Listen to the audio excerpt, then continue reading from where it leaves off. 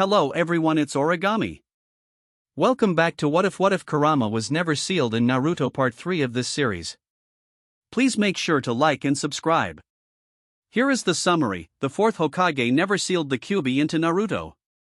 Instead, he defeated it and gave his son Naruto a new chance at life. A strong, powerful Naruto. He made Jounin at 13 also. Let's get started. Chapter 5, Past and Future Training Revealed. Oi, Shikamaru, how long have you been here? Not very long, probably around 5 minutes or so. Shikamaru said while patting the spot beside where he was lying against a tree. Choji, not one to take the chance to relax, went down and sat beside his friend. So how long till sensei gets here? He asked with curiosity. Well, I'd say about 10 minutes, give or take a few, was his reply. Oh. After their very short conversation, they just sat in silence until a brown-haired boy walked up to them very slowly with a dog on his head. Hey guys, was all he said before he sat, leaning against the tree beside the one Choji and Shikamaru were leaning against. Hey, was their equally short reply, and so yet again they waited. 10 minutes later, there was a poof of smoke directly in front of them. They each looked up and saw their sensei standing there. Hey guys, how you doing? He asked with a foxy grin that only he could pull off. It was Kiba that replied. How do you think we're doing? It's 7 in the morning. Add to that you have been running us into the ground for the last 2 weeks doesn't help any. Come on Kiba, 7 is late, and it hasn't been that bad, has it? He asked sheepishly. Are you kidding me? You gave us these weights and then expect us to run around in them every day for freaking 2 hours. You're a sadist, you fucking bastard. Kiba just shouted at Naruto. Naruto had the decency to look guilty and then scratched the back of his neck sheepishly, while giving off a low chuckle. How troublesome, it's only 7 in the morning and you're already loud, Kiba. Shikamaru replied while rubbing his head. Shut up, Shikamaru. All this training is really getting to me. All we do is run, do push-ups, and other stupid exercises. Kiba shot back. Come on guys, let's not argue already, we just started today. Choji tried to step in between them and stop the arguing. Sadly it was for naught, as they continued to complain and argue with each other, one sounding logical while the other was just ranting. Okay guys, that's enough. If you want to get in a couple of missions and then train some more, then we better get started. Naruto had to raise his voice over the others to get heard. What he got though was not what he expected. Instead of silencing the 3 boys, he received 3 groans of complaint. Well, if that is the way you see it, then we can always add more weight to you guys, Naruto said with an evil grin. The reply was instinctive and fast. No! They each shouted out at the same time. What we mean is the weight we have is just fine. Let's just get on with the stupid missions, Shikamaru said while standing and starting to walk to the Hokage's tower to get their mission. The others followed behind him. Once at the tower, they waited to be allowed into Sarutobi's office. Finally, after 5 minutes of waiting, the secretary said they could enter. Team 10 reporting for a mission, Hokage-sama, Naruto said once they were standing in front of him. Team 10, it's good to see you so early. Well, let me see, we have 22 D-rank missions today. You can pick up the groceries for Mrs. Natsumi, you can babysit some kids, you can clean the riverbank, you can catch the daimyo's wife's cat. No! Everyone looked up at who just shouted and found it was Kiba. I won't catch that stupid cat ever again. I hate cats. Here Akamaru barked in agreement. Give us a real mission, not these stupid missions, an academy student could do them. We're genin, for crying out loud, give us a real mission. Irika, who happened to be helping with handing out mission reports, stood up. How dare you?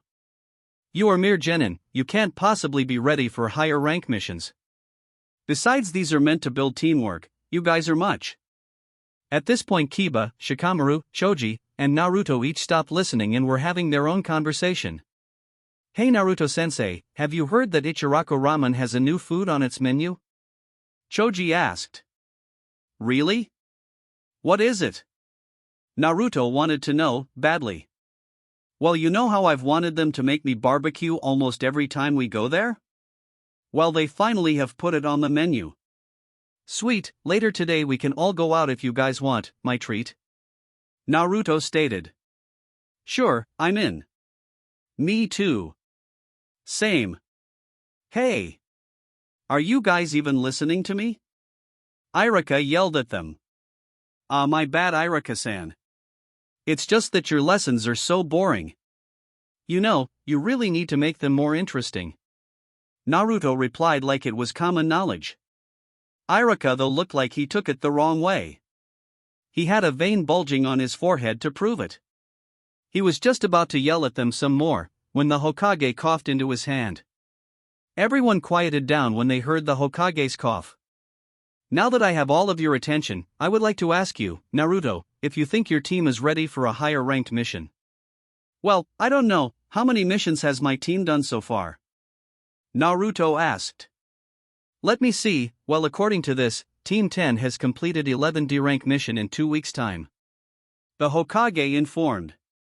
Well, if they have done that many then I don't see why they couldn't take a low-level C-rank mission. So yeah, I think they are ready. Very well, there is a group of bandits in the town next to us that has been causing the locals some trouble. It is your mission to go there and protect the town and take down the bandits. Do you accept the mission? Sarutobi asked. Hi, Hokage-sama. With that, Sarutobi tossed the scroll to Naruto, who spun around to speak with his team. You are to go and prepare for a 3-day mission. You have 2 hours to get ready and be at the south gate on time. If you aren't there on time, I will double your training regiment. They each gulped at that, and Naruto got a smirk on his face.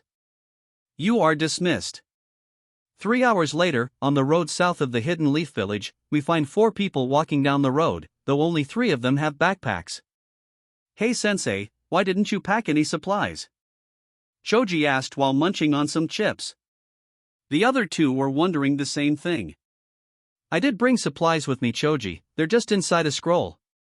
He reached up and pulled out one of his scrolls in his Jounin vest and then opens up the first part of it. He put his hand over a kanji for food and then there was a poof of smoke. As soon as the smoke cleared, there was their sensei, snacking on a bag of chips.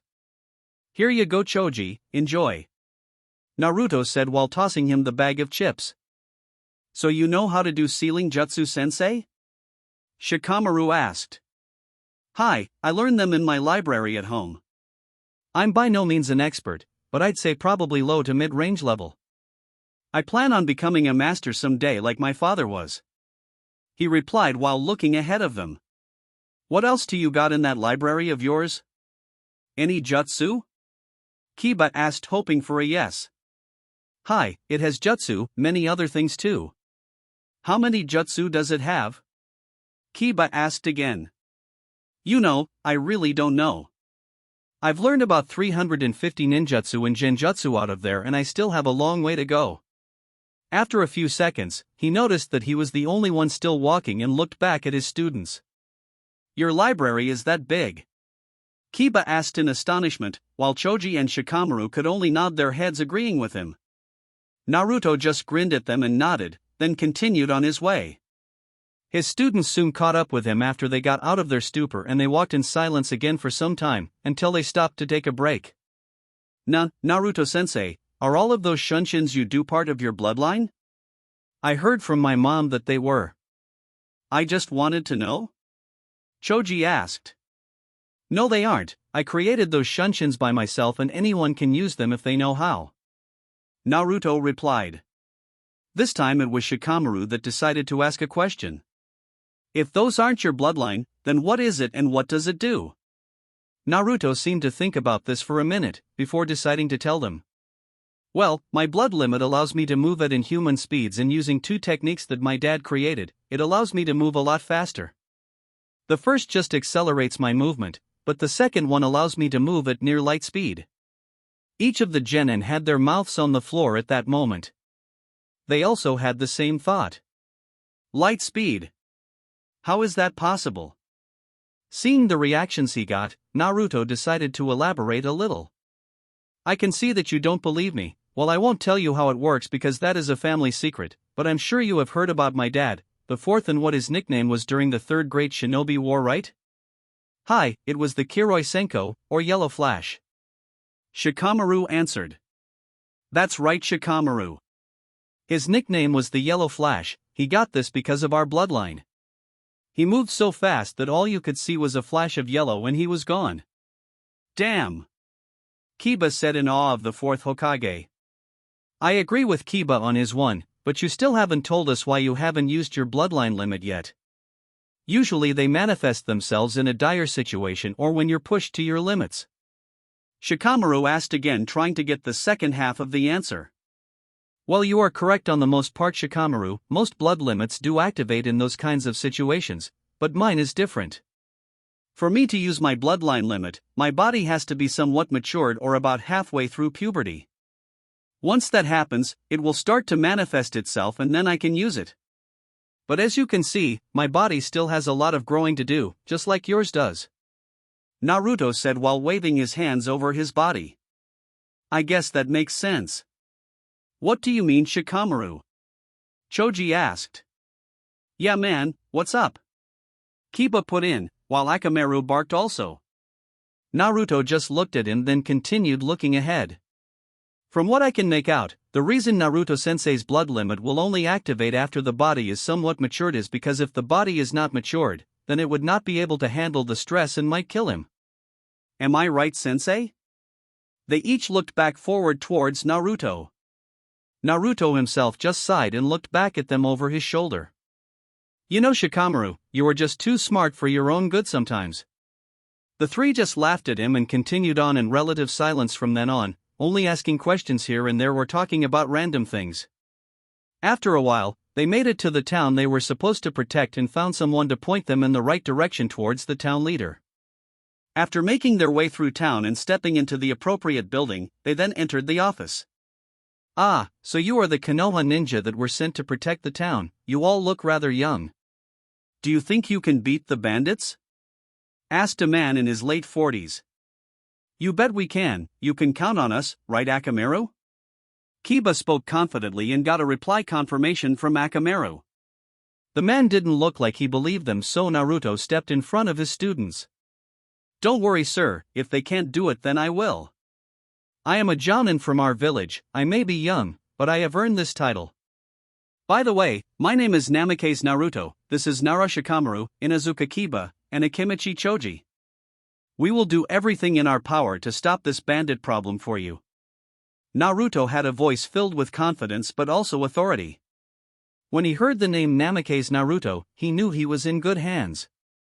So you're Namikaze Naruto? He got a nod as an answer. Well, I have no doubts about you guys then.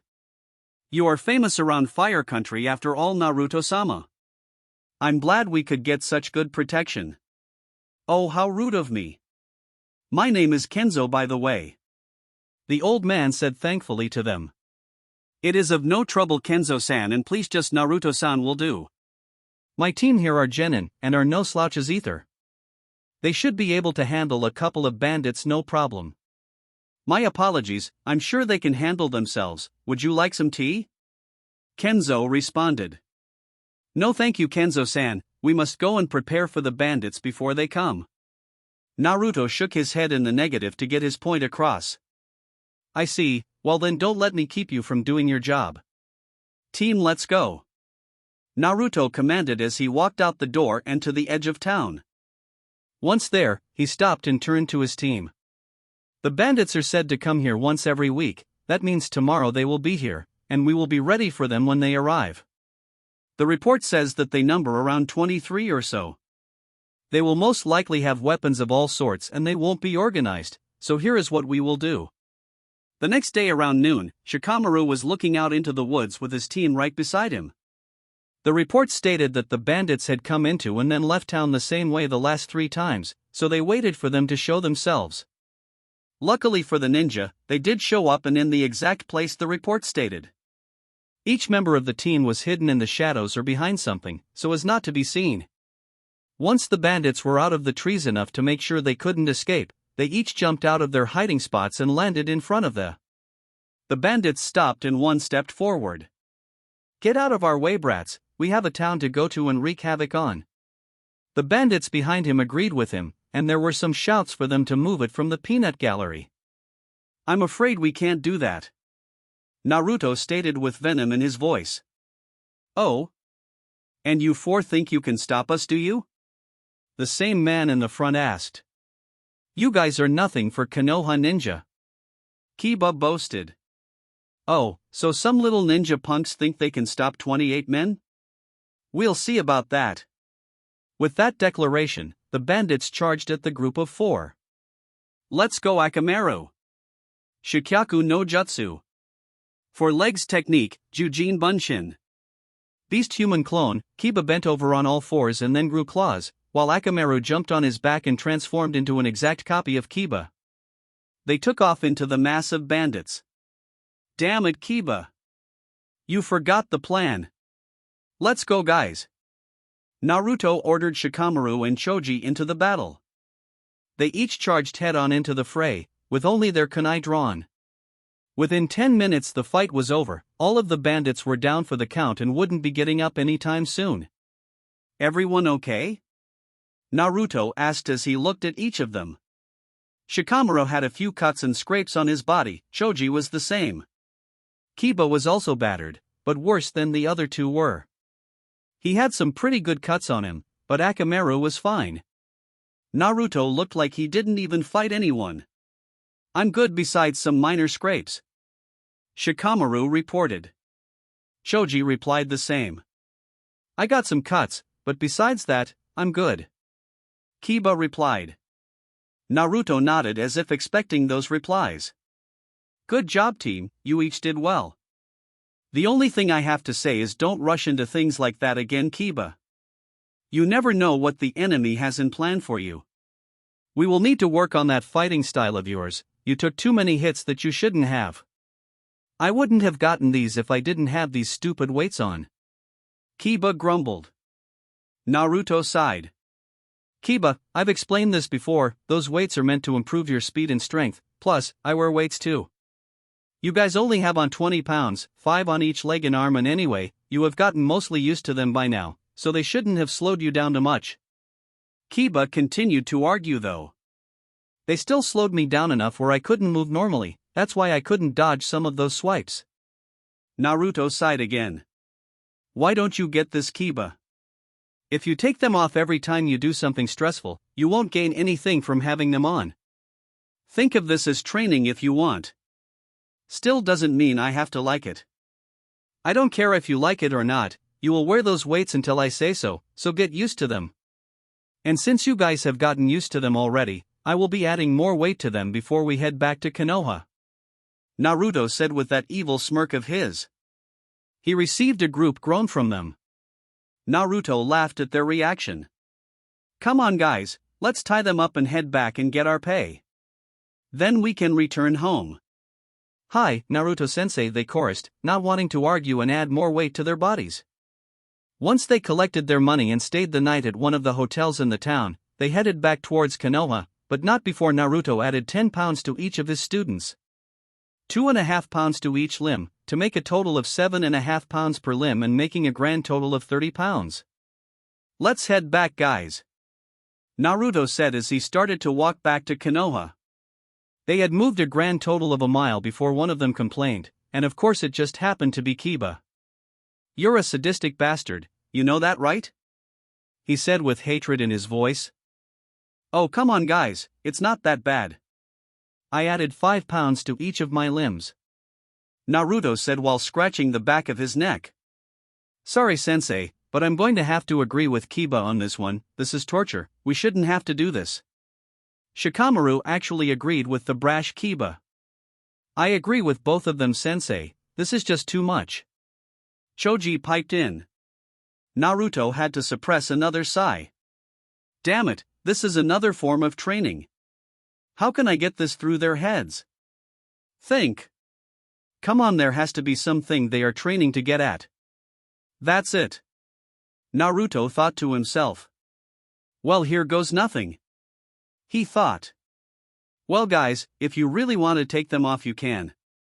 They each gave a sigh of relief before reaching for their weights only to be stopped by their sensei again. But, seeing them pause, he continued, consider this. If you keep them on right now, it is true that you will be sorer when we get back, but it will also mean that you will get used to them sooner and that you will be training while doing a mission. By doing this, you get an advantage over the rest of your class. Also, if you do manage to keep them on all the way back home, and then I will pay for all you can eat at the restaurant of your choosing. They each seemed to think about it intently. Shikamaru thought, damn him and the way he twists his words. This is so troublesome, but it will make me stronger and it means less training when we get back home and more time to watch the clouds. Fine, I'll keep mine on, he told the group. Kiba was thinking on his own lines, if I keep them on I will get stronger and faster, and it also means less training when we get home. You better watch it, Uchiha, I will beat you. I'll keep them on also. Choji also had his own thoughts, all you can eat on Naruto-sensei. He better have a big wallet. This will also make me faster according to Naruto-sensei, he did say my speed was lacking. I'll keep them on also. Naruto couldn't hide the full-blown foxy smirk this time. Glad you see it my way, team, this will be great training for us all. I'd like to be back by 3 in the afternoon, so let's pick up the pace just a little.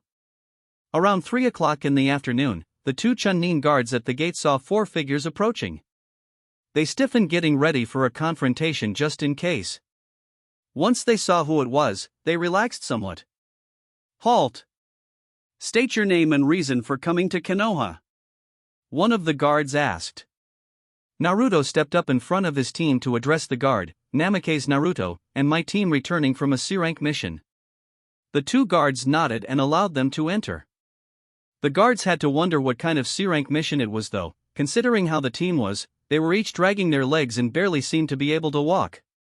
After making it through the gates and into town, Naruto turned to his team. Okay team, I'm giving you tomorrow off seeing how we're all a little exhausted, but right now let's head to whatever restaurant you want to go to. That was the agreement we made, which you came through on, so I will keep my part of the deal. Where do you want to go to eat, my treat? Ichiraku Ramen is where I want to go. Choji piped in instantly. Works for me. Me too. Naruto nodded. Well, I have to go make a report to the Hokage real quick. It shouldn't be more than 20 minutes, then I will join you there, don't wait up for me. He didn't give them a chance to reply to him, as he burst into a pillar of flames indicating one of his famous shunshin. Let's go guys, I can't wait to try the new barbecue. Choji said while turning around and sprinting off towards Ichiraku, completely forgetting that he was dead tired only a second ago. Where the hell did he get the sudden burst of energy? Kiba asked Shikamaru in disbelief that his teammates still had energy to spare. TSK, if you mention food any time, you can pretty much always get Choji to have more energy. Where he gets it though, I have no idea. Shikamaru answered as he and Kiba started to trudge their way to the restaurant. In the Hokage's office, Sarutobi was dealing with the plague of all Kages, the dreaded paperwork, when he sensed that he had a visitor.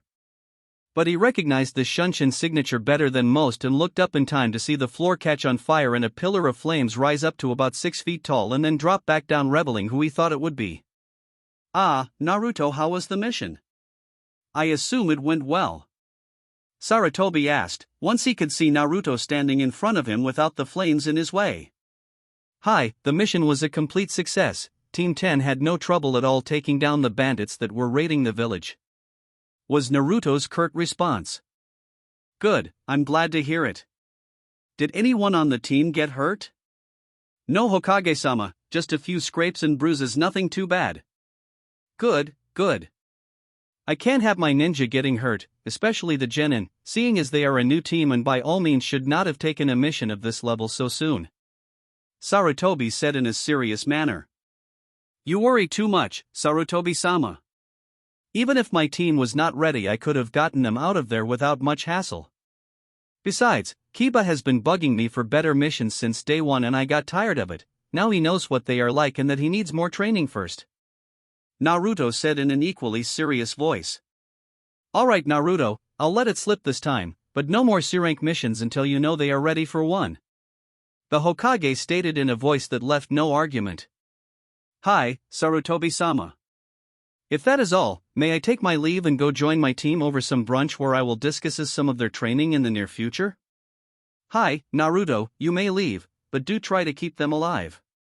The old man gave a defeated sigh. As you wish, Sarutobi-sama.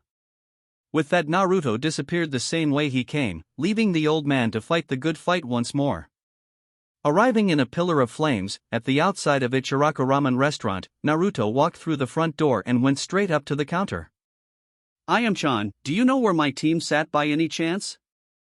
Naruto asked, flashing a foxy grin. The said girl had a small blush on, but it was too small for anyone to notice. They're in the back this time, Naruto-kun. Thanks, Ayam-chan. Oh, and I'll have 3 miso ramen please. Coming right up. With that, both of them parted to go do what they needed. Naruto walked to the back of the joint and noticed his team eating some barbecue. Well, mostly Choji was, but the others got some too. I see you're eating well, Naruto said as he sat in the booth beside Kiba. Choji and Shikamaru were opposite of them on the other side.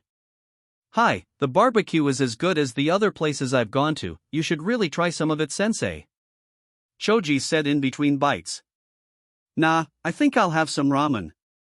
I haven't had any in 2 months. As Naruto said this, Ayam came over and put 3 miso ramen bowls in front of him. Thanks, Ayam-chan, I was just talking about my ramen too. No problem, Naruto-kun. Will you be having more tonight, or are you eating small today? She tilted her head to the side in the cutest way when asking this. Sure, why not? It's been a while since the last time I pigged out on ramen. How many bowls was it last time? Ayam thought about it for a few seconds before replying. Well, if I remember right, it was 18 bowls.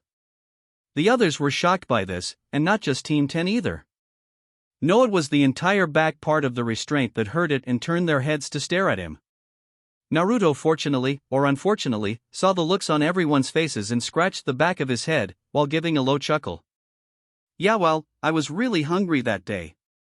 You know, I had a lot of training that day too, not to mention that I hadn't eaten for 26 hours. That got a lot of relieved sighs from all around them. Naruto's sweat dropped at everyone else. Isn't this a private conversation? He thought. Ayam broke him out of his thoughts. So Naruto-kun, will you be having any more, and if so, what kinds? I want to know so I can have them ready for you when you are done with these 3. Naruto thought about it before he smiled a little. Sure, why not? Keep them coming until I say so. I'd like miso, chicken, vegetable, and beef ramen in any order, okay, Ayam-chan? She just nodded and walked back into the kitchen to tell her father that Naruto was here and they would need more ramen for one of his eating spells.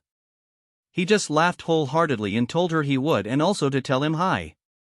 Back with Team 10, they were currently eating and talking about random things, until Naruto decided to bring business to the table. Naruto sighed, bringing his team's attention to him. Guys, I talked to the old man and told him about our mission. He, along with me, has agreed that we will lay off of the C-rank missions for a while. Naruto was about to continue, but Kiba interrupted him before he could. What? Why the hell would you do that? We did just fine on that mission. Naruto just shook his head. No, Kiba, you did not. I will agree that you guys did a good job fighting them, but you did not get out of there unscathed. You also did not work as a team. Teamwork is crucial to a team's survival. Without it, a squad will die in no time in a real mission. You guys charged in there, head on, and could have gotten yourselves killed. Shikamaru and I came up with a brilliant strategy, but with you running head on into the battle, you ruined that plan. We were forced to engage the enemy head first, which is a crucial mistake. You never know what is hidden on a mission, no matter how easy it may seem. For that reason, we will be resuming D-rank missions, and I will also change your training schedule also. The team was listening intently to what he was saying and couldn't help but agree with him. Naruto saw their looks and was glad that they understood, but also noticed the downcast look on Kiba. He decided he better fix that before it became something he didn't want. Look, Kiba, I know you're disappointed in yourself and all, but don't let it get to you. It was your first real mission and things like that are likely to happen, you just have to think before you act. If you don't, it could end up getting you and your teammates hurt or worse. Just don't let it happen again, okay?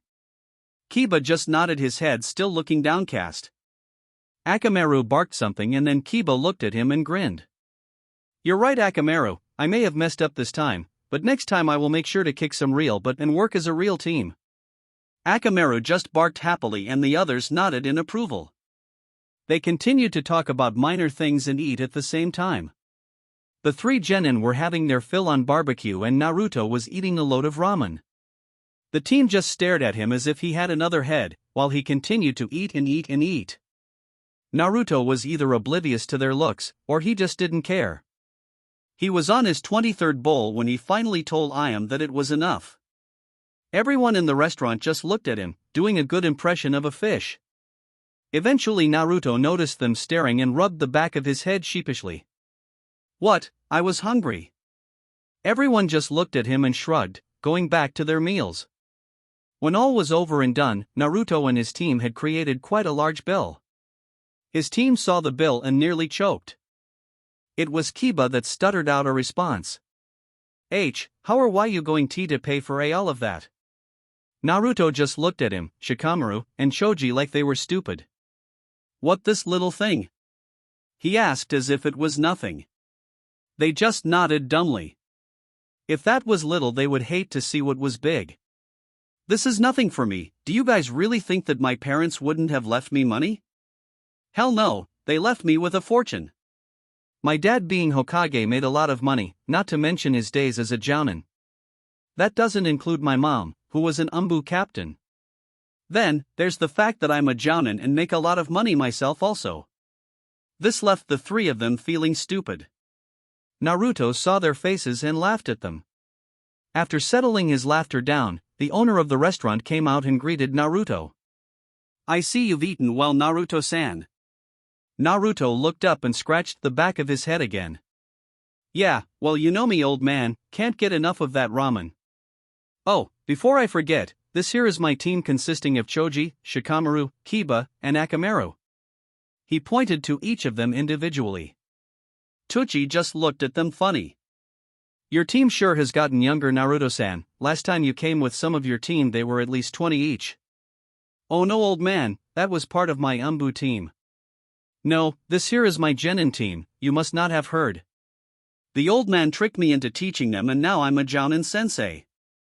Naruto scowled a little at the memory. Tochi just laughed at the teen. Well, I'm sure it's not that bad, besides, they look like fine young men. Naruto scoffed at them. They're not that bad, I guess? Naruto pouted and his team was sending him death glares. Tochi just laughed at them all this time. Well, I better be getting back to the kitchen. You mind paying the bill right now so I can see the small fortune I made off you guys? Naruto took out a huge lump of cash and handed it all to him. If you saw his face at that moment, you would have seen cash signs in his eyes and a little drool coming out of his mouth. Naruto just sighed at seeing his reaction, and turned to his team to address them. In 2 days we start your new training. Be at our usual meeting spot at 7 am sharp. If you're late, I'll make you run laps around Konoha. Each member of Team 10 just nodded vigorously and they soon left, saying goodbye to each other. 2 days later at Training Field 19, there were 3 people about age 12 that were resting against a couple of the trees in the area. They each looked tired as hell too. Suddenly, leaves began to swirl around in a small tornado and then catch on fire when they are a foot off the ground. They reached about 6 feet tall and then lowered back to the ground, turning into ash before they can touch it, revealing their sensei once again. Glad you could make it on time, Team 10. He sounded completely awake to them. How can you be awake at a time like this? This is so troublesome. Shikamaru yawned loudly to emphasize his point. The other 2 just yawned loudly too and nodded their heads in a half-awake stupor. Naruto repressed a smirk at seeing how they acted right now, knowing that they would probably be much more vocal in a few minutes, but that was yet to be seen. Well, since you guys are so awake, then why don't we do some warm-up exercises first? This got a groan out of all 3 of them. Glad you agree with me, team. I want to see 50 push-ups, 50 sit-ups, and then run around the training field 8 times. Let's get moving. With that they started their training. Naruto did the training with his team also, but he did more sets of each. An hour and a half later they were all done. Each member of Team 10 was on the ground panting and wide awake. Smirking, Naruto started the lesson. Well, since we are all awake now, why don't we start on the new training I told you guys about? This got each one of them to pay very close attention. Naruto, seeing them so focused, continued. Can any of you tell me what a chakra nature is? This confused them some, but they answered as best as they could. After neither Kiba nor Choji answered, Shikamaru sighed and begun his explanation. Chakra nature is your natural element that your chakra can turn into. There are 5 main elements, which are fire, wind, earth, lightning, and water. Naruto nodded but decided to elaborate a little more. Correct, Shikamaru, but not the full explanation. It is true that your chakra can turn into those elements, but it takes years of practice to get that far. I don't expect you guys to even work on your chakra nature, at least not yet. The only reason I wanted to know your nature is because whatever nature your chakra takes on naturally, you will have an easier time learning that type of technique. Do you guys understand? They each nodded slowly, indicating that they kind of got it. Naruto sighed. Well, let's see if I can say this another way. I have 3 chakra natures: wind, water, and fire. I can control wind the best, then water, then fire. What this means is that I can do wind, water, and fire jutsu a lot easier than lightning and earth. I can still do them but not as easily as the others. Each elemental chakra I master allows me to do that type of jutsu with less chakra and more control. Basically, it makes it easier to do the jutsu than others. Also, if you can master your chakra nature, you can have a small amount of control over that element. Nothing big, of course, but enough where you can manipulate the pure element on its own without hand signs.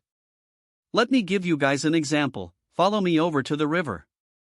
They each stood up and followed their sensei until they reached a small river. Naruto bent over and told them to watch carefully. What they saw fascinated them. The water rose about 7 inches up, in a wavy but still stable form. It went up to Naruto's hand and then covered it completely. After a few seconds it fell off his hand, so Naruto stood up. His students were in awe. This is chakra nature manipulation of water. It allows me small amount of control of the water, but this is all I can do with it. If it is not in direct contact with my skin, I can do virtually nothing with it. Even if it is, I have to concentrate an unbelievable amount to do just that. It is by no means to be used directly in battle. This just gives me better control over the element in the jutsu. That's about it really. So now do you understand better? They each nodded their heads in understanding, so Naruto walked back to training field 19, his team right behind him. After everyone was there in the field, Naruto pulled out 3 pieces of paper and handed them one each.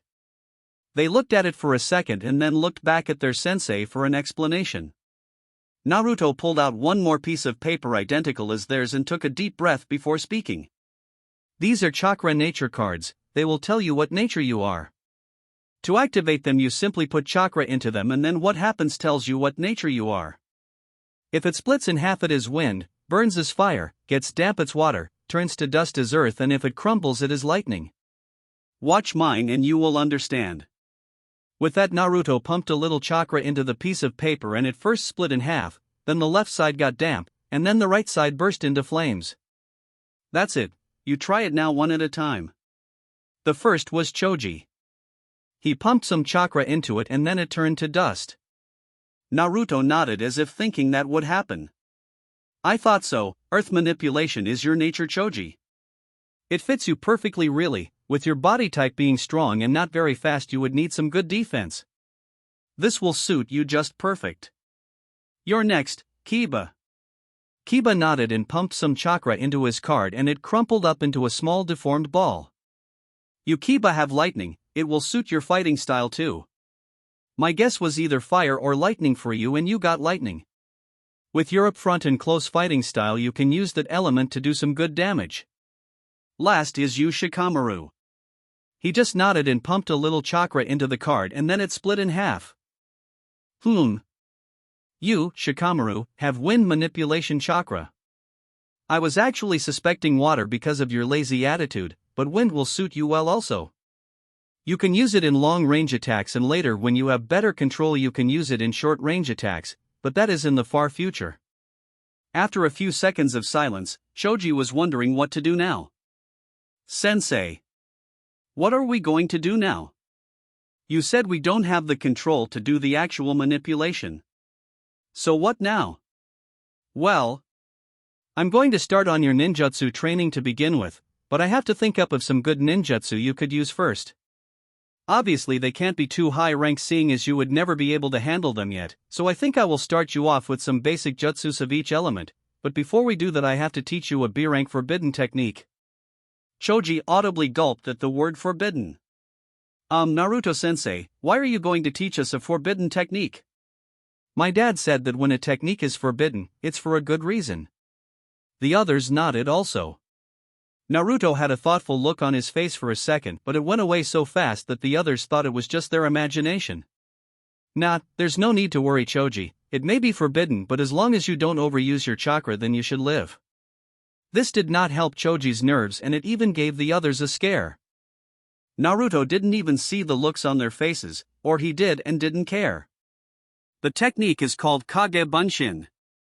Shadow clone. The technique makes a solid clone that can actually fight, but you will not be using it for that. The real reason you will use it is for the special ability that comes with it. You see, when a clone is dispelled, all the knowledge it happened to come by when alive will come back to you. Thus, you gain the knowledge of the clone. Do you get where I'm going with this? So you're saying anything this clone learns, we will learn?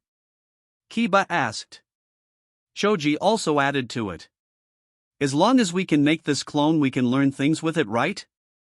Naruto nodded his head in the affirmative and turned to Shikamaru.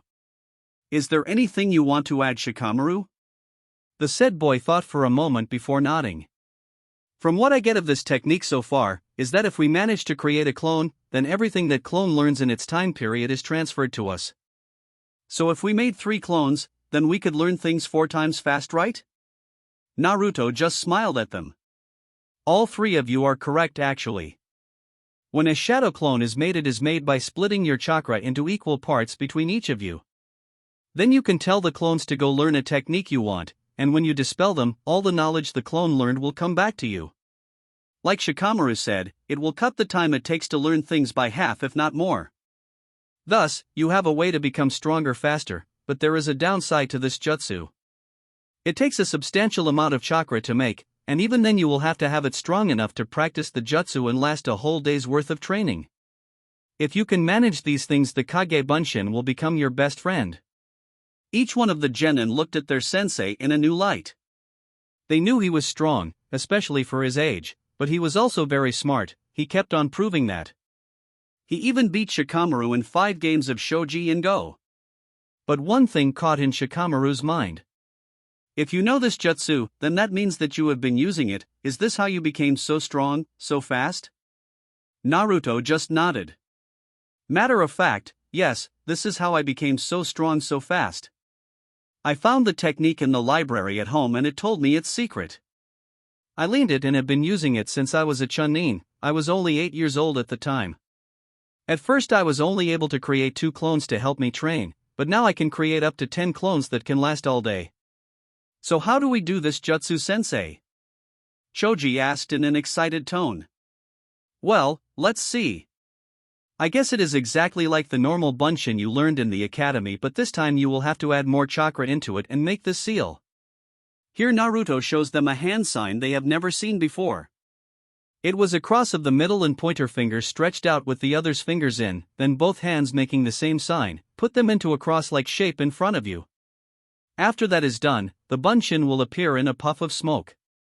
It works by adding more chakra and the required hand seal. You solidify the air around the bunshin, compressing the air molecules until it is solid. That's the gist of it. Now you try.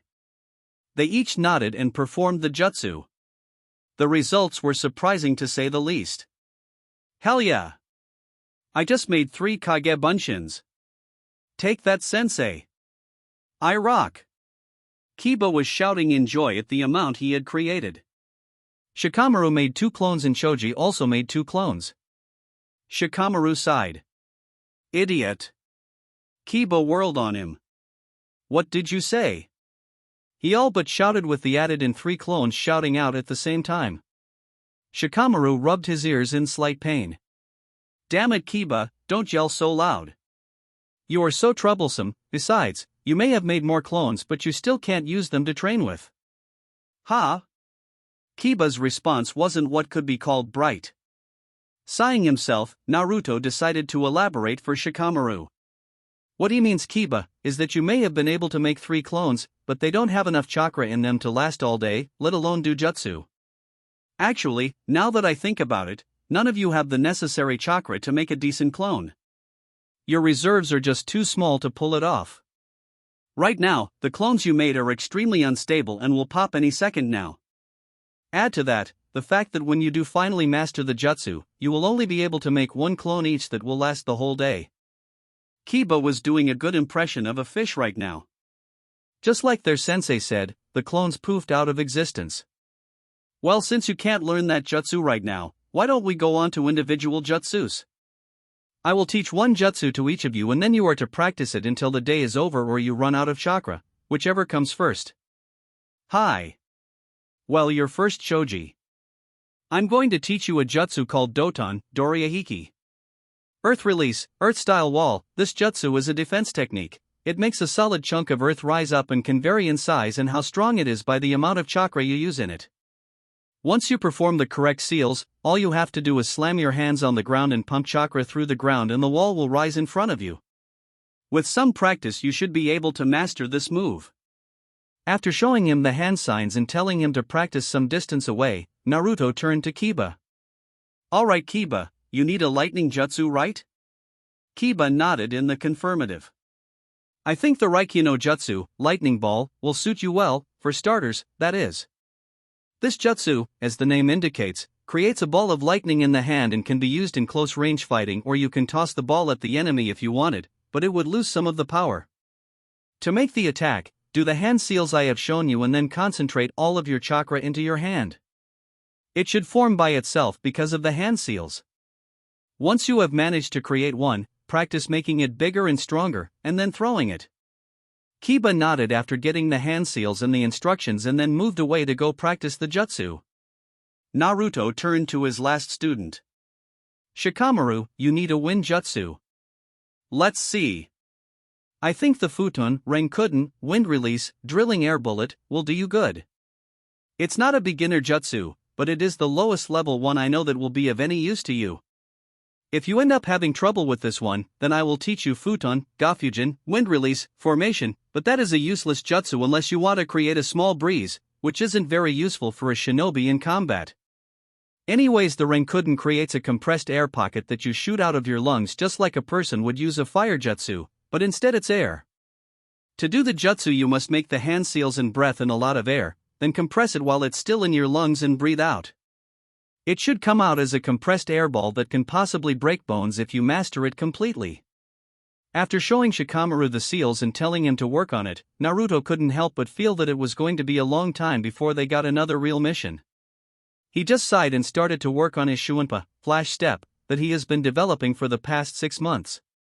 So for the rest of the day they trained together, each working on their own jutsu that they wanted to master. Every once in a while Naruto would give out hints or corrections on what they were doing wrong or how to fix what they were doing. Chapter 6, Momochi vs Namikaze. You know that it's not nice to insult others, Pinky. Stated a boy around 12 years old, with black hair. Like you're one to talk, Sai, and stop calling me Pinky. I have a name, you know, it's Sakura. The pink-haired girl practically yelled at him. Hi, I know your name is Sakura, but you love your nickname so much that I would rather use it. He gave a cheerful smile in her direction to make sure she knew that he was being nice. Aha! I'm going to kill you. She stormed over to Sai and nailed him as hard as she could on the top of the head with her fist, effectively sending Sai to the ground in a heap. That was the scene that Hatake Kakashi puffed into when he arrived 2 hours late. Sai was on the ground nursing his head, Sakura was in a rant about annoying boys, and Sasuke was brooding.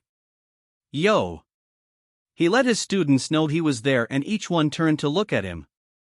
Sakura was pissed, Sasuke looked like he didn't care but you could tell he was mad, and Sai gave a cheerful smile to him. Enraged at the late arrival of her sensei again, she screeched at him. "You're late." "Okay, so maybe it was a scream. Do you have to be so loud, Pinky? I'm sure the people on the other side of Konoha didn't hear you." That earned Sai another smack on the head by Sakura.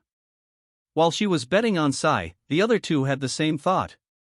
"I agree with Sai, she is way too loud for a kunoichi. Now Sakura, you can't go killing your teammates." Kakashi intervened before Sai had to go to the hospital. "So, now that we're all here, why don't we go get a mission for the day?" Kakashi turned around and walked away, ignoring their death glares that penetrated the back of his skull. Once in the Hokage's tower, they proceeded to the administration section where the missions were handed out. Kakashi stepped forward for his team in a lazy fashion. "Hokage-sama, Team 7 reporting in for a mission." The Hokage looked up and smiled at the team. "Very well, Kakashi, let me see here, we have 12 D-rank missions. You can clean the park again, pick up the Inuzuka dog kennel, babysit the Izuka twins, pick up the groceries for Kenji, retrieve the daimyo's wife's cat, pick up th. No!" The Hokage looked up to see that it was Sakura that yelled. At the same time he also noticed that Team 10 walked into the room to most likely get their own mission as well. "I won't go after that evil cat again. Give us a real mission. With Sasuke-kun on our team, we can easily do a C rank, hell even Sai can help a little." The old man was just about to speak when Irika stood up and started to berate them. "How dare you talk to the Hokage like that? Not only that, but you are only Jounin, fresh from the academy. You can't possibly be ready for a C rank mission. You should dash." That is where Team 7 noticed Team 10 and started to talk to each other. The Jounin would talk amongst themselves and the two Jounins were discussing something as well. "Well, doesn't this look like deja vu? My team was in here 3 weeks ago, getting yelled at by Irika if I remember right."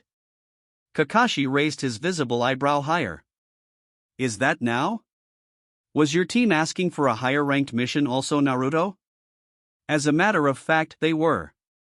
"We got it too, but we have only done 3 C ranks so far, nothing special." Pissed at being ignored again for the same topic, Irika yelled out, "Are you even listening to me?" The Jounin and Jounin shut up and looked towards him. Kakashi looked at him and gave him a deadpan look. "You say something?" Irika looked ready to stab him with a kunai right there, and seeing the situation heading for the worst, the Hokage intervened. Now, guys, let's play nice." But Irika was right, your team is not ready for a C rank mission. Sakura looked like she was going to explode, Sasuke tensed, and Sai smiled. Seeing an argument coming, he raised his hand to stop it and ask for quiet, which he got. "Thank you, now let me explain. We sent a team out to do a C rank mission when they weren't ready and they came back with some injuries that should not have happened. Therefore, I will send you out on a C rank, but you will be accompanied by another team, a team that has 3 C ranks under their belts and could help you if you need it. So this will be a joint C rank mission between Team 7 and Team 10. Said teams looked at each other and some looked happy, some looked pissed, others looked like they didn't care. The Hokage continued, "You will have to escort a person to Wave Country and protect him from bandits and the likes." Tossing the scroll to Kakashi, he asked for the guest to be brought in. After a few seconds the door swung open and an old man reeking of alcohol came in fact, he had a bottle of whiskey in his hand. The man looked at them and turned to the Hokage. "Are these punks supposed to keep me safe? They'll get killed the minute we get trouble. Especially that pink-haired girl. What kind of a ninja has pink hair anyways?" Sakura pounced on him, or at least tried to, but Kakashi held her back. "I'll strangle you, you old man." Shaking his head in disappointment, he talked to the client. "You don't need to worry about your safety, sir. If the Jounin can handle it, then me and my fellow Jounin can, I promise you that, mister. The name's Tazuna, the super bridge builder, and you better protect me with your lives. You don't need to worry, Tazuna." Turning to his team, Kakashi started to address them. "Go home and pack a month worth of supplies for this mission. 10 meet me at the north gates in 1 hour. You are dismissed." Naruto repeated those directions to his team. An hour later, everyone was at the gates, and to the surprise of Team 7, Kakashi was on time. Quickly realizing it was not him, they threw some kunai and shuriken at him, trying to kill the imposter. Who are you and what have you done with our sensei? Sakura yelled at the imposter. What are you talking about? It's me, Kakashi. Throwing some more kunai at them, they all yelled out, liar. No, really, it's me, why do you think it's not? Kakashi asked, confused, along with Team 10 that was standing to the side. Sasuke answered. Kakashi is never on time. That makes you an imposter. Said man looked away in embarrassment while Naruto walked up to him and nailed him in the back of the head. Why is it that you are still late to some things? I thought we talked about this a long time ago, Kakashi. After the knock on the head, everyone loosened up because he was the original. That hit would have disabled any henge or other illusion. Kakashi scratched the spot where he was hit in the head and chuckled nervously. Hi, you did, and I have fixed most of the problem, but I still can be late for some things. Naruto just shook his head and walked out the gates with everyone following. Every once in a while Sakura would ask a question about the country of Wave, stuff like, if they had ninja, who did have ninja, and if they would fight enemy ninja. No Sakura, we will not be fighting enemy ninja. This is a simple C-rank mission, all we have to worry about are thugs and bandits. That seemed to bring the tension off of her shoulders. After another hour of travel, the team came upon two small puddles in the middle of the road. Shikamaru, Kiba, Choji, Sai, Kakashi, and Naruto all do the same thing. It's the middle of the summer and it hasn't rained in weeks, how can there be a puddle in the middle of the road? Although Kiba thought that he smelled two human scents in the puddles. Team 10 looked back towards their sensei to ask what they should do in a silent gesture. Naruto just shrugged his shoulders and slowed down slightly so that he and Kakashi would be at the back of the group. Team 10 and the mostly oblivious Team 7 kept walking as if they didn't suspect a thing wrong. After walking past the puddle, two men in black ninja clothing came out of the puddles. They had slashed mist headbands indicating them as ex-mist ninja, and had a lethal-looking chain connecting the both of them. They charged the group and targeted the two Jounins, before they wrapped them both in the chain and pulled on it hard. The two teams spun around and saw both of their senseis being torn to bits by the deadly chain. Two down. They spoke up at the same time and charged the group of genin head-on, but more so towards Tazuna. Sasuke and Sakura froze at the sight of them, while Sai grabbed the client and pushed him away and stood guard over him. Meanwhile Team 10 charged the attackers. Shikamaru tossed some shuriken at the both of them and they pivoted around them to keep charging head-on without even batting an eyelash. Just as the chain was about to make a full circle around Shikamaru, Kiba kicked out and pushed one of the ninja back, while Choji punched the other away, making the chain unwind. The chain tightened between the two ninja and both released it, so they would not be brought back together. The left one swung his clawed gauntlet at Kiba, who ducked under it, and Akamaru jumped out of his jacket and bit him on the shoulder. He screamed out in pain and lost his balance, stumbling backwards towards a suspicious shadow. At the same time that Kiba was fighting, Choji was just engaging his target. A very similar clawed gauntlet was swung at his face and Choji sidestepped the attack and hit the offending arm, slapping it away to the side, leaving a wide open spot for an attack. He took the chance and slammed his left hand into the mist nin's gut. The man bent over in pain only to have an equally as painful blow hit him in the face from Choji's right hand, making him stumble back towards another suspicious shadow. At the same time both ex-mist ninjas stopped moving and heard a voice.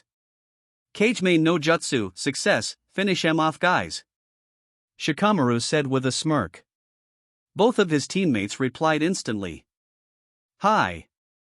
Kiba tsugaed his guy into next week, while Choji did the Baika no jutsu on his, running him over, until both passed out from the pain.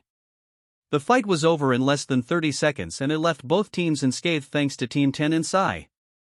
Sakura was speechless for once and Sasuke was furious. He clenched his fists until his knuckles were white. I froze up. How am I supposed to beat my brother if I can't even handle these losers? Tazuna was also speechless. I thought these kids were just punks, but they actually beat those enemy ninja. I underestimated them. They suddenly heard clapping and twirled around as fast as they could to see who was there. Unsurprisingly for the members of Team 10, there stood Naruto and Kakashi, applauding their efforts. Good job team, you handled that perfectly. I expected nothing less from you guys. Naruto practically beamed at them. You did well too Sai, you thought fast and got the client out of harm's way. Sasuke and Sakura though, I wasn't expecting for you two to freeze up like that. Kakashi nodded in approval towards Sai and shook his head towards the other two. Sakura was just staring at them. But.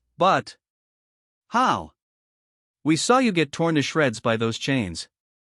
Naruto and Kakashi just pointed to where they were torn to shreds, indicating the pieces of wood strewn about. They each mumbled a quiet kawarimi no jutsu in understanding. Sakura spun around and pointed a finger at them. You made us all think you were dead. Why? Naruto decided to answer her question this time. Well, we saw the puddle in the middle of the road and decided to see what they wanted. We needed to know if they were after us or if there was a different purpose for them to attack. He let that sink in for a few seconds before Shikamaru looked like he figured it out. As you probably have just figured out, and by the looks of things Shikamaru has, we were not their target, but Tazuna here was. Care to explain yourself? He asked in a deadly tone that promised pain if he didn't talk. Tazuna audibly gulped and backed away a little, chuckling weakly, before he sighed and stood up straight. You are right, Naruto, they were after me and not you guys. Kakashi stepped forward now. If you knew ninja were after you, then why didn't you request a higher ranked mission? Both of our teams are not ready for this type of mission yet. I'm sorry about deceiving you, but I had no other way to get protection. You see, our country is very poor right now and not even our daimyos have enough money to afford anything higher than a C rank. It took everything we had just to get enough for that.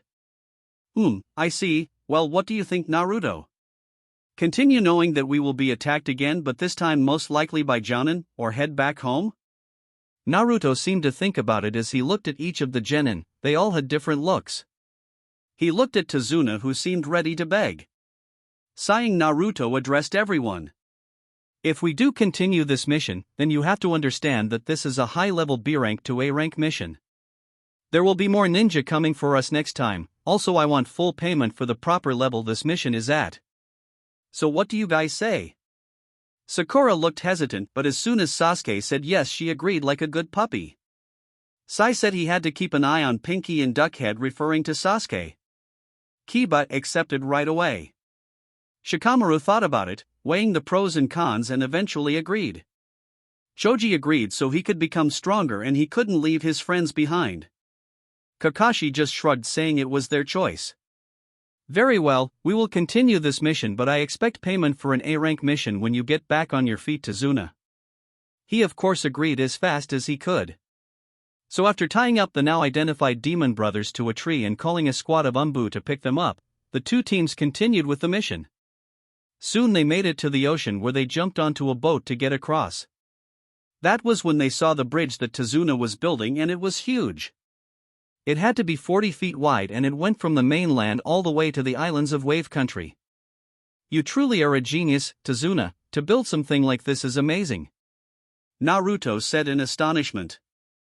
The others couldn't agree more, if the looks of all plastered over their faces were any indication. Well, I wouldn't be a super bridge builder if I wasn't now, would I? The others chuckled at his small joke. Kakashi was still wondering why ninja were after him, so he decided to ask now. Tazuna, you said that you were making this bridge to make your country better, right? Who would be after your life, if this will only help your country? That did it. The good mood was spoiled, but Tazuna knew he had to tell them. You have a right to know, so I might as well tell you. When this bridge built, people will no longer have to use the shipping industries to trade. If that industry was still in good shape, then that would be no problem, but a person named Gato is in complete control of our shipping industry. He has a monopoly on us. With the control of the shipping lanes, you control the land, so he has complete control of our economy, and he has been doing nothing but making it impossible to live. With this bridge of mine, we will be able to get rid of the need for shipping and the economy will come back. That is why Gato sees me as a threat, and why wants me dead. When this bridge is completed, he will no longer be able to control us. I see. Well, you don't have to worry, we will make sure nothing happens to you while we're around. The others agreed 100% on that. After a little while more, they made it to the shore and thanked the man that gave them a ride. The mood was still gloomy and everyone was on high alert, well, everyone except for Sakura, who kept asking questions and trying to get a date from Sasuke. They were walking along the path to Tazuna's house, when Kiba threw a kunai into the bushes and they all heard a thunk. Kakashi walked over cautiously and came back out with a white rabbit in his hands. Sakura exploded on Kiba. How could you, Kiba? You almost killed that innocent rabbit. What are you trying to do? Act cool or something, 'cause you're not. Kiba just rolled his eyes at her. Look, I heard a noise from the bushes and I acted alright. You're just trying to act. Sakura continued to berate Kiba. While this was going on, Naruto and Kakashi were thinking along different lines than the pink-haired kunoichi. A white snow hair in the middle of summer?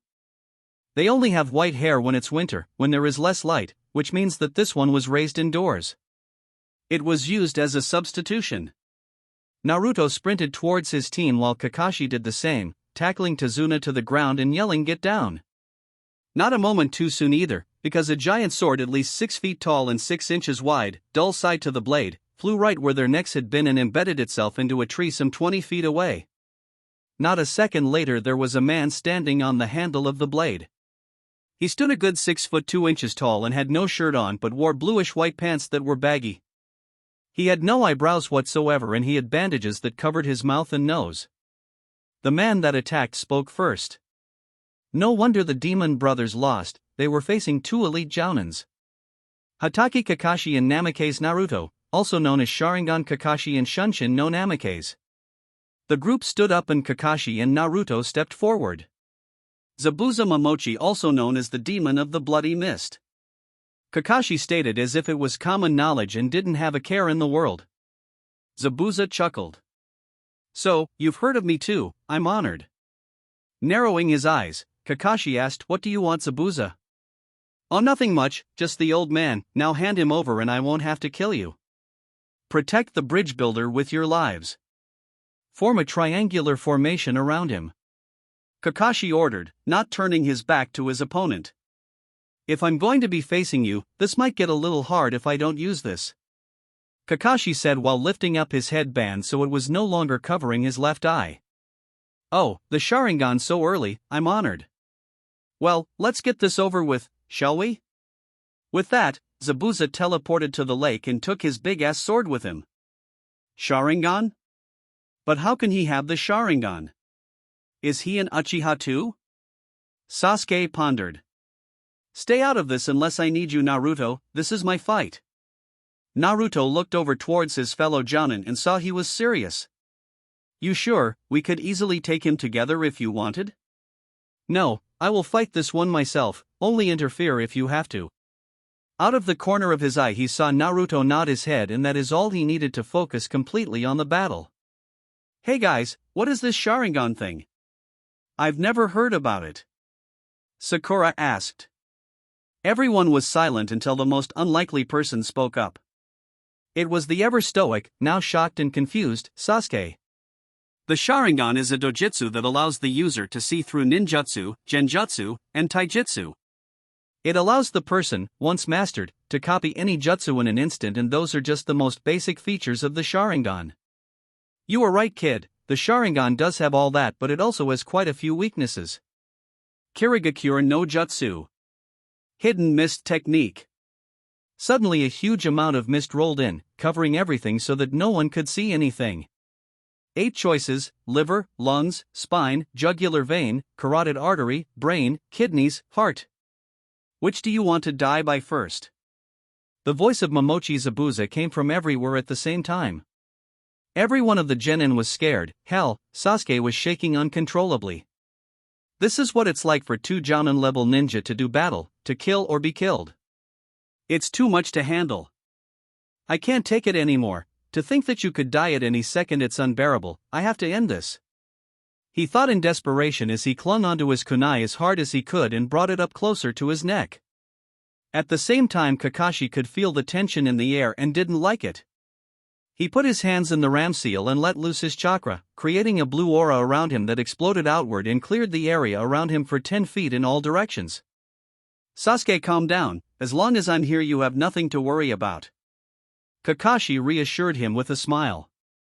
As soon as he said that, Zabuza appeared in between the genin and right behind Tazuna with his giant blade ready to kill them all. Oh really? Let's see them survive this. He swung his blade around, only to be stopped just as quickly with a kunai buried in his chest. The genin and Tazuna jumped back to safety, out of range of Zabuza and out of Kakashi's way. The copy ninja had moved lightning fast to intercept, before he killed the young ninja. But instead of blood coming out of the wound like there should have been, there was water coming out.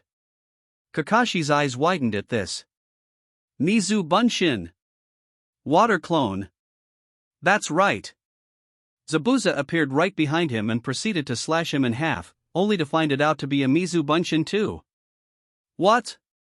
He was able to see my technique through the mist. Impossible.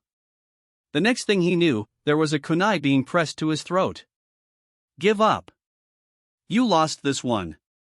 Kakashi said in an ice-cold voice. Instead, he started to laugh. You really think you've won, don't you? Don't make me laugh. I can't be beat that easily. Kakashi didn't like where this was going, so he added some pressure to the kunai, just barely penetrating, when Zabuza exploded into water. Startled, Kakashi looked around frantically when he heard Sakura. Kakashi-sensei, behind you. Acting on pure instinct and muscle reflex, Kakashi dropped down in time to feel Zabuza's sword going right over his head horizontally and actually scraping his hair. He spun around to stab him, when Zabuza's sword came down, vertically this time, and Kakashi managed to push off, but Zabuza planted his sword into the ground behind him and used it as a spring to gain more force, before he kicked Kakashi in the chest, sending him flying into the water. Zabuza ran after him to finish him off, when he noticed the metal spikes on the ground. You'll have to do better than that, Hatake.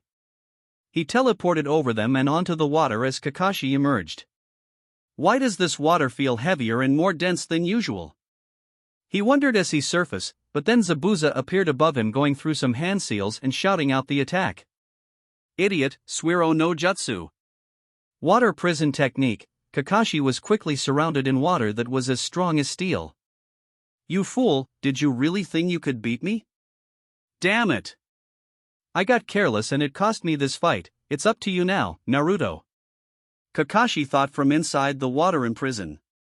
As he was thinking this, the mist cleared to show where they were, as well as the genin teams on land. Now what to do with the rest of these punks? I know, how about this? Mizu Bunshin no Jutsu. One water clone came out of the water and charged at the genin. They were too stunned to move or defend themselves, but just as it was about to strike Sasuke, its head was cut off and it dissolved into water, Naruto standing over its remains. Did you forget about me, Zabuza? Naruto asked in a cold tone that his genin team had never heard before. Zabuza actually did look startled. Damn it! I did forget about him. I can't take him on and have Kakashi imprisoned at the same time. Shit! Naruto smirked. By the look on your face, it seems you did forget about me. There is no way you can hold that prison and fight me at the same time. Big mistake on your part, Zabuza. With that, Naruto charged him head-on and ran across the top of the water towards the two figures. In a desperate attempt to get some distance between them, Zabuza created more clones, 30 clones to be precise, but they lasted a whole 3 seconds, seeing as they were only 1/10 the strength of the original. That gave Zabuza all the time he needed to consider his options. He chose to ditch the prison and fight him head-on. As soon as Naruto was upon him, he let go of the prison and blocked the kunai of Naruto's with his own sword. They were in a deadlock for a few seconds and then Zabuza took advantage of their height difference and pushed as hard as he could on his blade downward. Naruto struggled and pushed chakra to his feet to make him go sideways as fast as possible. Zabuza's sword came down and Naruto spun and kicked him right in the face, sending him skidding across the water. You okay back there, Kakashi? Naruto called to him, never turning his back on Zabuza. Hi, I'm fine thanks to you. I'm going to let you take care of this one. I'll go protect the genin and Tazuna. With that he started to sprint back towards land on the water and covered up his Sharingan eye, to conserve chakra in case he needed it later. Both were now staring at each other, sizing the other up. It's just you and me now, Zabuza. What do you say we take it up a notch or two, eh? He seemed to almost smirk at that comment. Sure, why not? let's see what you've got. They charged each other again and clashed sword against kunai. Again Zabuza had the advantage of strength and height and again began pushing downwards on the kunai. Seeing the same thing happen again, Naruto backed off and threw some shuriken at him. You'll have to do better than that. Zabuza shouted as he deflected them all with his giant sword, causing the stars to bounce off harmlessly and go into the water, but before the last one did, it burst into smoke right at Zabuza's feet and turned into a Naruto clone. The clone landed on the water and sweep-kicked the legs out from under Zabuza just before the real Naruto appeared above him and axe kicked him down into the lake. Over at the shore, the genin were all watching intently. Amazing, he's so good, were Sakura's thoughts that she spoke out loud. I've never seen Sensei fight like this must be the reason he's a Jounin and not a genin like us. Kiba said in equal astonishment. Sasuke balled his fists in anger. Why am I so weak? He's the same age as I am. I'm an Uchiha, I deserve to have power, I need power to kill him. Kakashi just chuckled at them. This is nothing, guys, they're just playing with each other right now. Wait till the real fight starts. The others just gave him a look of astonishment. This was playing. Naruto looked around, waiting for when the next attack would come. He didn't have to wait long, as 5 water clones came out from the water around him, swinging their swords at him. He dodged and destroyed all of them, only to hear a jutsu being called out to his left. Suiton, Koka Suijin.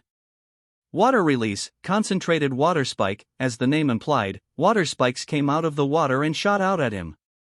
Naruto jumped backwards and formed some hand seals of his own. He shouted out the attack. Katan, Hozenka no Jutsu. Fire release, Phoenix Immortal Fire, he breathed in and exhaled fireballs about a foot in diameter, each one heading straight for Zabuza. The Mist Ninja countered with his own attack. Suiton, Teppadama. Gunshot, shooting out water balls of equal size, Zabuza's attack cancelled out Naruto's. Naruto landed back on the water and ran towards Zabuza. He grabbed some shuriken and tossed them before he did some seals. Shuriken Kage Bunshin no Jutsu. Shuriken Shadow Clone, the 5 shuriken became 250 shuriken and Zabuza couldn't stop them all. Just when they hit him though, he turned into water, indicating it was a water clone. Zabuza appeared beside Naruto and slashed him in half, but he turned into smoke. Shadow Clone, he said as he ducked under a swipe from a kunai that would have cut his neck.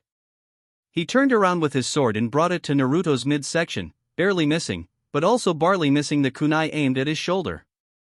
They both jumped back, Zabuza putting his sword on his back and started doing seals at a fast rate that the genin on shore couldn't keep up with. Suiton, Suiryuden no Jutsu. Water Dragon Blast. Futon, Kazuden no Jutsu. Wind Dragon Blast. A giant dragon made of water circled Zabuza once, before heading over towards Naruto, who had summoned up a visible wind dragon that charged Zabuza. The two attacks collided head-on and battled for supremacy. After a few breathtaking seconds of struggle, both were destroyed, neither one winning. Both ninja, seeing their attacks fail, started new ones.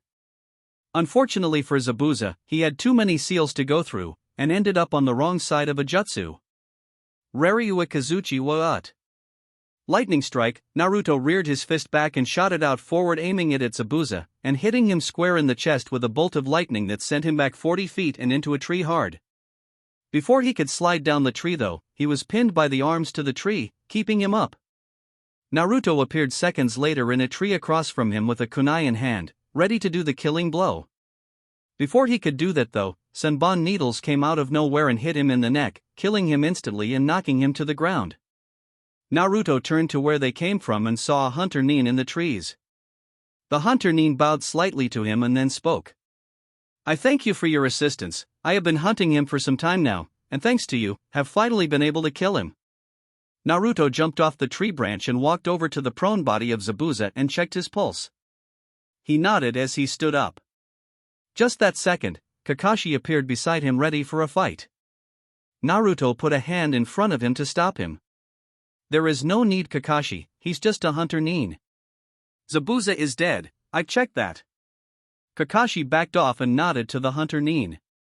At that time, the team of Jounin came over to see what happened. The hunter Nin jumped down from his own tree and walked over to the body of Zabuza before putting the body over his shoulder. "Thank you for your assistance. I will take my leave now and dispose of the body accordingly." With that, the hunter Nin disappeared in a swirl of leaves. Naruto breathed out a sigh of relief. Well, that's over. At those words the mood lightened up some. "Who was that guy, sensei?" Sakura, the smart one of the group, asked. "That was a hunter named Sakura. They take care of the bodies of shinobi that have defected from their village. Their job is to kill them and dispose of all evidence so others can't steal their secrets." Sakura and the others made an O sound. Kakashi turned to the client. "Well, Tazuna, now that we have cleared the path, why don't we head to your home for some rest?" "Right. It should be another couple of miles and we should be there, follow me." With that they headed to Tazuna's house for some well-deserved rest. Along the way every one of the genin kept giving glances to Naruto. They were each very impressed, and if they had doubts about him being Jounin, they didn't anymore. Thank you for watching this video.